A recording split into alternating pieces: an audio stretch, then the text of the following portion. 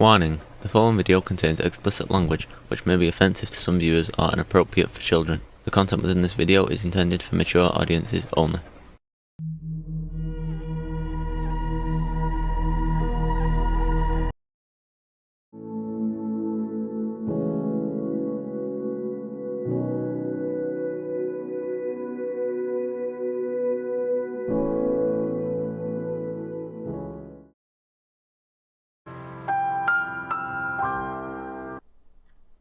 Hello and welcome to this video. I hope you're all doing well. I hope you're all doing fine. And I hope the universe is treating you fairly.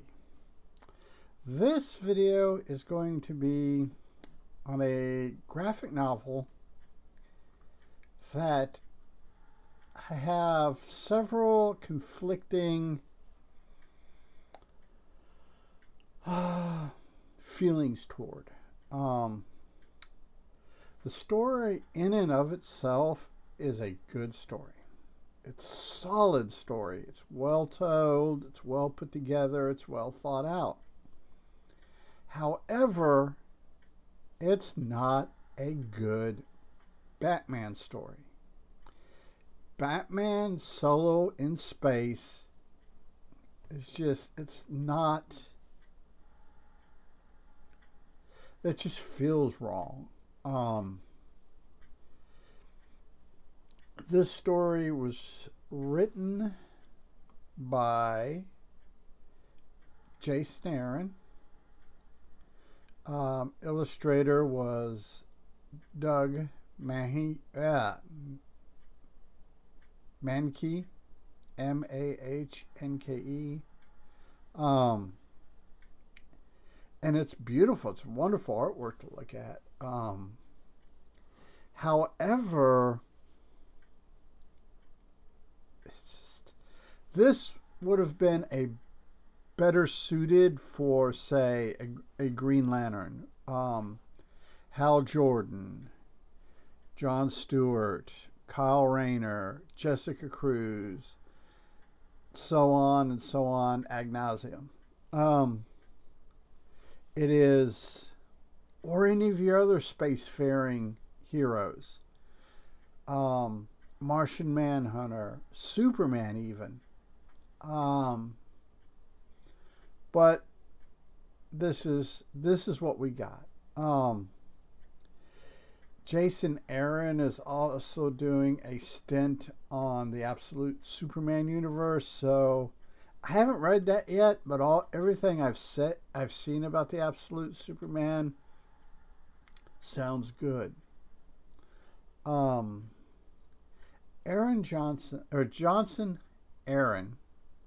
Jason Aaron, excuse me, I keep saying Johnson. Jason, please forgive me. Jason Aaron.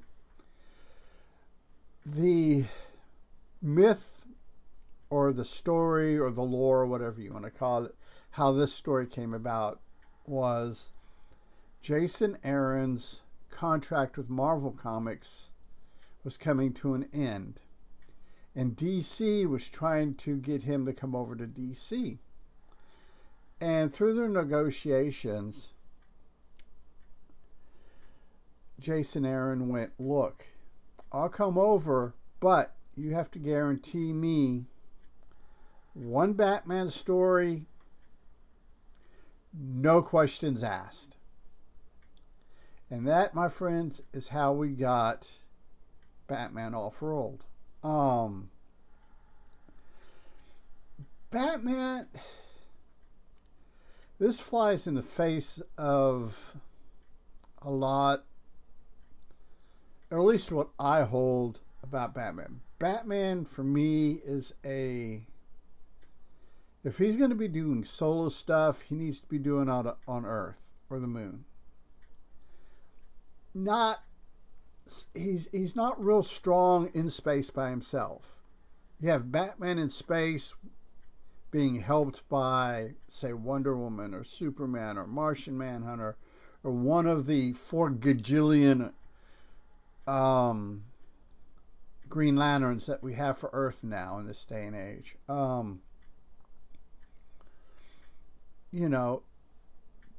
That works. Justice League in space, that works.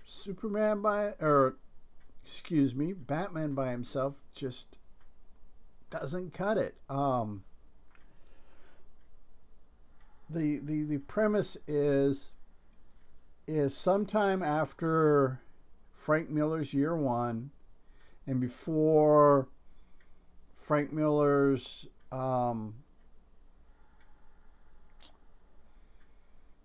let's just call it dumpster fire, because that is about as strong as you can describe it on YouTube without getting a strike against you, because if you call it what it really is, but the all-star Batman and Robin, the boy wonder. This is supposed to be somewhere, like I said, after year one and before this other atrocity. My nose just started itching real bad. The premise is, okay, we start with Batman in space. He's adrift in space, an untold number of light years from Earth. Evidently, Wayne Tech has the ability to build spacecraft that transit, that are FTL capable, faster than light capable. So he gets picked up by basically ruthless thugs, mercenary compliment shit. He's quickly, incorrectly surmised to be pretty much a weakling compared to the physically weak compared to this, these people that picked him up. These aliens that picked him up.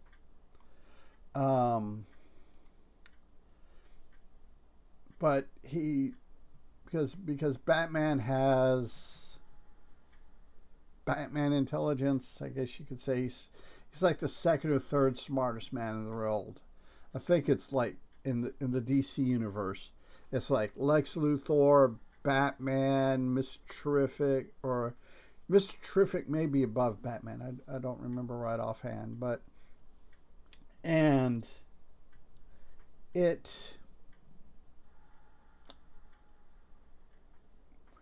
he uses a lot of his thinking to think his way out of problems, which is very Batman. But he also does a lot of punching. Yes, I mean, you got to give the fans Batman punching something. Through a series of flashbacks, we find out that Batman was bebopping around Gotham City, fighting crime, and came across a group of mobsters that had somehow come into possession of an alien. This alien was one of their, basically one of their grunts, their soldiers. And he basically hands Batman his ass. So Batman decides he's going to go in space, find this particular alien's race, and learn how to beat him in a fight. Very un-Batman behavior. But and he does, and he makes it back to Earth however long afterward he had left. Sometimes you read it, you get the feeling that it's, 2 or 3 weeks, and sometimes some parts of it you feel that it had to be 2 or 3 years. There's no telling. And I believe this is considered like an Elseworlds or a Black Label story, so it's not in main continuity. But at the same time, it doesn't contradict any main continuity, so it's in this void area. So Batman gets picked up, and it conveniently happens to be the race that beat him up. And he goes through trials. We get introduced to fun characters like Punchbot. Punchbot is basically robots that they use to train to fight, except all the Punchbots are programmed to defend themselves. And Batman reprograms one so it punches back, and he learns how to fight these people. Along the way, he comes across Temerian, same race as Starfire. For those who know, Starfire is part of the Titans, and she's one of Dick Grayson, aka Robin, aka Nightwing's sexual partners.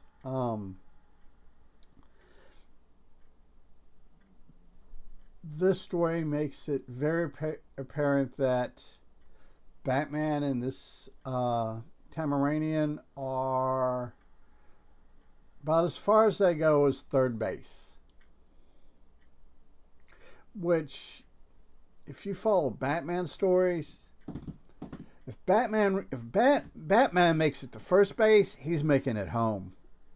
And it's things like that take you out of the story. It's very, because Batman, for all the wonder and good guy stuff he does, Batman's a man whore.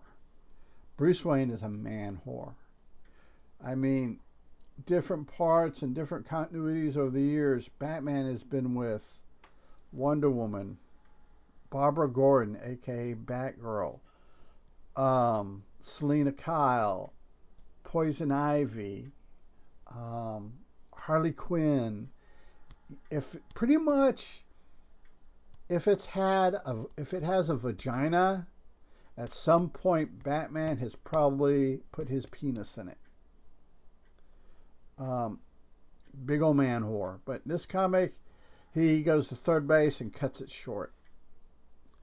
But it also sets up his distrust for Starfire in the main continuity, or in the 80s continuity, I should say. In the 80s, when I was reading a lot more comics than I do now, and you had crossover stories, Batman did not trust Starfire, and this kind of sets up why. It never explained back then why, but this kind of sets that up, kind of retcons it. We get a Thanagarian, which is Hot Girl's race. This iteration of the Thanagarians, they have the wings that they put on. They're not part of their body, which kind of coincides with James Gunn's movie, because his Hot Girl is of the iteration where they have and I forgot the name of the metal, the super comic book space metal wings that are nigh indestructible. And okay, then we get him stranded on a planet. He tames a wolf and rides it, and he takes the wolf back to space with him, trying to get home. And it's just, there's those little things, like the whole thing with him and the wolf. Him going out and taming this wild alien wolf pack. Like I said, just, it's those little things like that which would have been better suited for especially Green Lantern, that kind of take you out of the story. They're well told. These elements, if it wasn't Batman, would have been better. They would have been better. They wouldn't have taken you out of the story like they do. like I said, it has a 3.7 rating on Goodreads, and I think that's fair. I don't usually agree with a lot of the Goodreads ratings because they're either 5 stars or 1 star. And there's a lot of people's emotions. And if you go through and you read the reviews on Goodreads, which is great. It's a great pastime. If you just have 5-10 minutes to kill and you want to entertain yourself, read reviews, look up your favorite novel or your favorite comic book or whatever on Goodreads and read the reviews people leave. And it will have you laughing your ass off. It's funny that way. But in the story, Batman returns to Earth. He beats this alien bad guy, and we all live happily ever after. Like I said, if it wasn't for the fact that this is a Batman story, this would be like this would be a great, would even be a better story. It's a good story. Like I said, it's a good story. Well thought out, well told. It just, Batman's the wrong antagonist, no, the wrong protagonist for this story. And you have, it's 6 issues long, and you pretty much cycle through a series of antagonists. And you have characters that start out as antagonists and become supporting characters to the Batman, and these are well told. The transformation's done right and stuff. But like I keep saying over and over and over and again, as a Batman story, not so good. Check it out. I would say check it out. I'd find some place online to read it, or if you can get a PDF for under $1 or whatever, it's worth it. The art is worth it. If you're a collector of comic books, or like me, I do graphic novel. I love graphic novels because you don't have all these individual copies. Yes, it's not going to be worth nothing in 20 years, but, I'm reading the story. This story is, if you're like me, that's the reason why I have some of the comics I do, even though they suck, is because they're pretty to look at.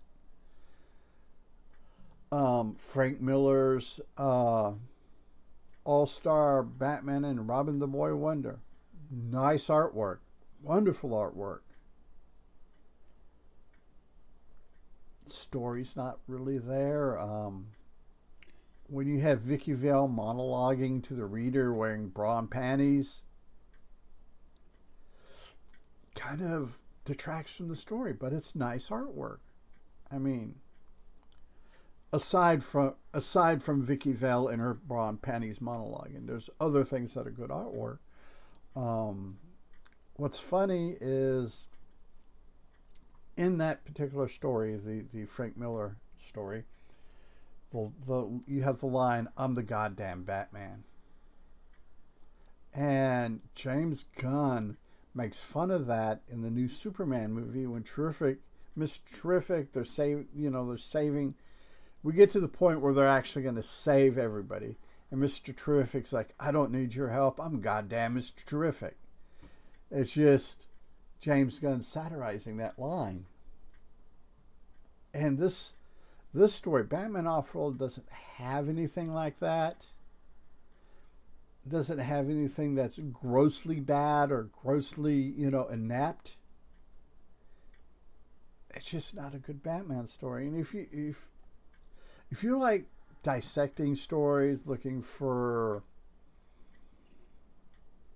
different things within stories and artwork, yeah, it's the graphic novel is worth buying. If you can pick it up at eBay for below retail, even better.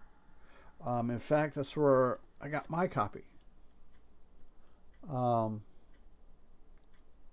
I said, it's not a bad story.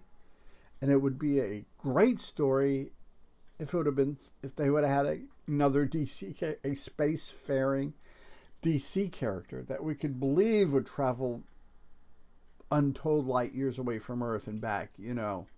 So I'll go ahead and leave you all with that. So remember, to be a good human, be good to other humans. Peace. Hey, it's 10 p.m. Do you know where your children are?